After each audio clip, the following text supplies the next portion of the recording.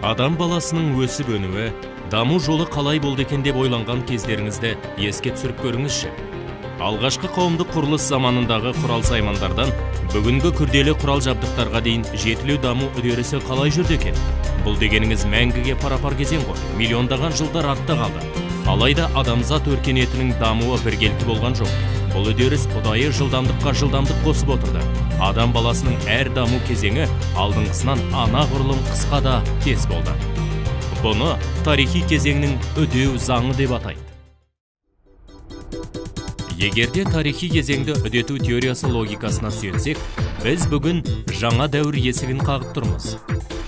Инновациялар дәуірі, ғаламат жаңалықтар ашу, технологиялық жетілу дәуірі, жаңа өндірістік төңкеріс дәуірі. Әлем күн сайын өзгеруде. Зуылдаған замана көшінен қалып қоймас үшін адам өзі өзгеруі қажет.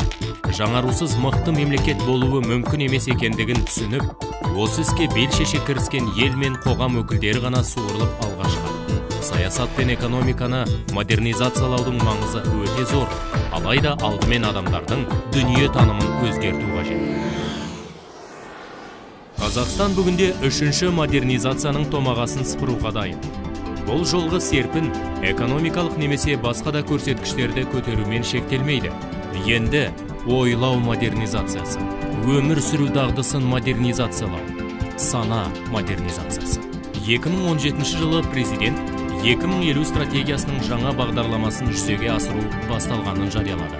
2050 жылы Қазақстан дамыған 30 елдің қатарына кіреді. Бұл 6 ғырдың астындағы елес немесе құр қиял емес. 2017 жылы әлемдік бәсекеге қабілеттілік рейтингінде біздің республика 15 көрсеткіш бойынша көтеріліп, 32-ші орынға орнығып үлгерді. Ал 2050 бұл құр мақсаттар тізбесі емес. Бұл бүгінде дамыған мемлекеттер сай келетін талаптар биігінен көрінеді. Өзіміз өмір сүріп жатқан әлемде не болып жатқанына назар салып көрейік. Дүние жүзіндегі халық санынан бастайық. Соңғы 60 жылда адамдар саны 3 есе өсті. Болжам бойынша 2050 жылға таман 9 миллиардқа жетеміз. Бұл өсу неге әкеліп соғуы мүмкін? Азық-түлік тапшылығы, ауыз су сияқты өмір үшін қажетті қордың азаюы. Жер шарында жарты ғасыр ішінде ауыз су пайдалану 8 есе өскен. 100 жылдықтың ортасына таман көптеген елдер суды сырттан тасып ішуге мәжбүр болады. Бүгіннің өзінде ауыз суға зар болып отырған мемлекеттер бары рас. Табиғи ресурстардың сарқылуы. Әлем жасыл энергия және баламалы энергия көздеріне көшу қажеттігін сезіне бастады. Ерте ме кеш пе мұнай мен газ дәуірі келмеске кетіп, отынның жаңа көзін іздеу қажеттілігі туындайды. Ол экологиялық жағынан таза, өндіруі арзан әрі өте тиімді болуы тиіс. Ал енді осының бәрі әлем кезекті өндірістік революция есігін қағып тұрған, тарихи уақыттың үдеуі жағдайына кезбе-кез келіп тұрғанын есімізге түсірейік. Есімі әлемге белгілі экономист, Давостағы дүниежүзілік экономикалық форумның президенті Клаус Шваб 4-ші өндірістік революция басталып кетті деп есептейді. 4-ші революция басталды деген Клаус Шваб не айтқысы келді? Мысалы, адамдар өлімнің не екенін білмейтін заман туса, жасанды интеллект адам санасымен қосылса, адамның ақыл ойы, сұрапыл есептеу қабілетіне ие болса ше. Бұл туралы жазушы фантастар емес, маман сарапшылар айтады. Адамдар алысқа, ғарыштық сапарға шығып, таусылмас энергия көздерін пайдаланып, ойы жеткен жерге аяғы жетіп тіпті өмірді ұзартатын дәрі табылған кезде 6 айшылық жерге көзді ашып жұмғанша жетіп баралатындай телепортацияланатын заман да күні ертең келеді. Егерде тарихи уақыттың үдеген үстіне үдей түсетінін есепке алсақ, осының бәріне өзіміз куә болуымызда ғажап емес. Демек, біздің бұл таңғажайып жаңалықтар заманында өмір сүреді деген сөз. 3-ші модернизацияны аяқтайтын сіздер боласыздар. Елімізді алға жетелеу бүгінгі жастардың мойнында. Олар бүгінгі мектеп оқушылары мен студенттер. Олар жаңа формация адамдары. Бүгінгі жастар мынадай ерекшеліктермен айқындалады. Ой санасы жаңашылыққа икемді. 2-3 одан да көп тіл меңгерген. Өзгеріске бейім. Темірдей тәртіпке ие әрі өз-өзін үнемі жетілдіріп отырады. өз елінің тарихы мен мәдениетін жетік біледі, құрметтейді. Толерантты. Уақытпен үндес, әлемді жақсылыққа бастар күш-қуатқа толы бүгінгі қазақстандықтың портреті осында. Технологиялық революция дамуы арқасында алдағы ондаған жыл ішінде қазіргі мамандықтардың тең жарымы жойылады.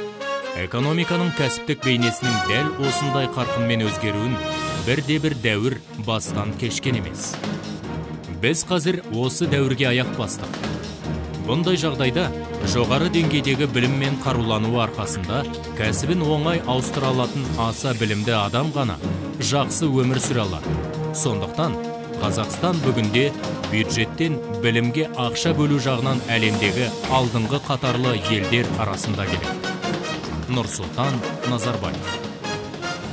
Білім саласында қол жеткен жетістіктеріміз де баршылық, алайда көздеген мақсатта толайым.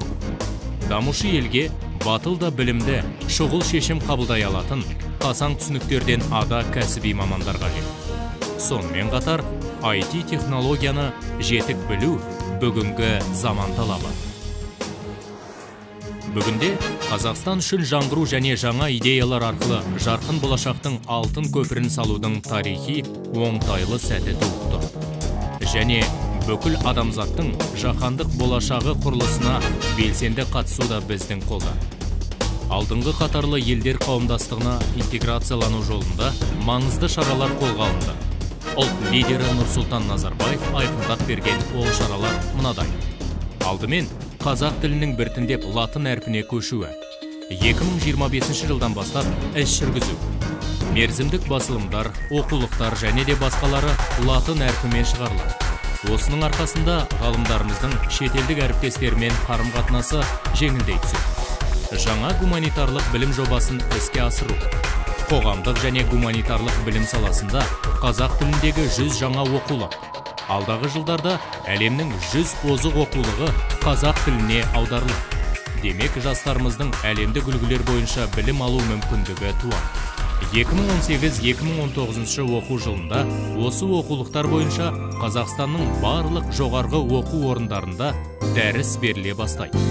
Елімізге инженер және дәрігерлермен қатар әлемнің ғылыми ортасының негізгі трендтерінен жақсы хабардар, қазіргі заман және болашақ талаптарына сай адамдар қажет.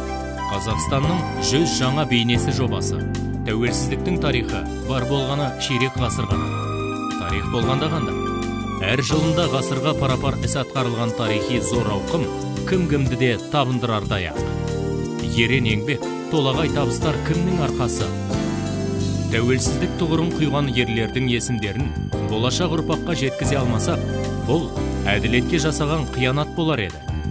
Жасындай жарқылдаған қилы-қилы тағдырлардың, бақытты тұлғалардың есімдері сан мен дәйектердің көлеңкесінде қалып жатса, ол да елдігімізге сын. Қазақстанның 100 жаңа бейнесі жобасы еліміздің әр аймағында еңбек етіп, құстай ұшқан осы жылдарда жетістікке жеткен, жастары әр қилы, әр ұлттың өкілінен тұратын 100 нақтылы адамның өмір намасы. Туған өлке тағдырын орта мектептерде оқыту мәселесі. Патриотизм өз жеріңді, ауылыңды, қалаңды, аймағыңды, кіндік қаның тамған жерді сүюден бастау алады. Жүздеген жылдар бойы ата-бабамыз туып өскен жерін жаудан қорғады. Миллиондаған шаршы шақырым құнарлы жерді бізге табыстап кетті. Олар болашақты сақтап қалды. Қазақстанның қасиетті рухани құндылықтары бағдарламасы осы тақырыппен сабақтас. Әр халықтың, әр өркениеттің қасиетті жерлері бар. Оны ел болып, үлкені де, кішісі де қасиеттей біледі. Ұлытау айналасындағы ескерткіштер кешені және Қожа Ахмет Яссауи кесенесі. Тараздың көне ескерткіштермен Бекет ата бейіті. Шығыс Қазақстанның көне кешендермен Жетісудың қасиетті жерлері және басқа да әулиелі нысандар. Нұрсұлтан Назарбаев атап өткендей, бұның бәрі біздің ұлттық біртектілігіміздің сүйегі. Біз қиыншылығы мол жылдарды артқа тастадық. Тәуелсіздігімізді сақтап қалдық. Қуатты мемлекетке айналғанымызды дәлелдедік. Қазақстан Еуразия құрлығының төсінде жарқыраған жауһардай. Біздің ендігі басты мақсат осы жауһар жан-жағына нұр шашып, өзгелерге темір қазықтай бағыт сілтеп тұру үшін талаптану. Үшінші модернизацияның алға қойған мақсаты айқын. Жоғары технологиялы және бәсекеге қабілетті өнім шығара алатын ел болу. Бұл жолда халықтың сенімі, ішкі саяси тұрақтылық және ұлттық бірліктен асқан құндылық жоқ екендігін естен шығармау керек. Қоғамды модернизациялау бұл жалпылама үдеріс емес. Бұл әрбір жанды модернизациялау. Болашақта әлем қандай болмақ? Оған біз қалай үлес қоса аламыз? Қалайша өзгере аламыз? Ол үшін қандай білім керек? Бұл ең алдымен өз-өзіңе қойып, жауабын беретін сұрақтар.